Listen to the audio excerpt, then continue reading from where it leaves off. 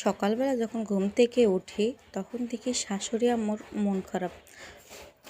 হঠাৎ করে প্রশ্ন করলাম, আম্মু আপনার মন খারাপ কেন?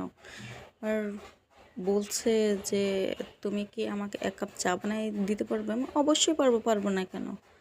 আমি তো অবশ্যই আপনাকে চা করে দেবো, কিন্তু একটা কথা, আপনার মন খারাপ সেজন্য সেটা আগে বলতে হবে।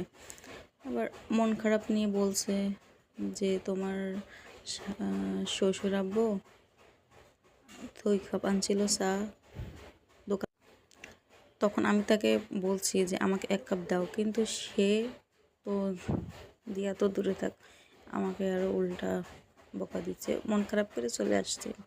তখন আমিও বলে আসছি, খাও খাও, তুমি একা একা একা খাও, কিন্তু আমারও বৌমা আছে, আমার বৌমাকে এক্ষুনি যে বলবো আমাকে 1 কাপ কেন 10 কাপ বানাই খাওয়াবে।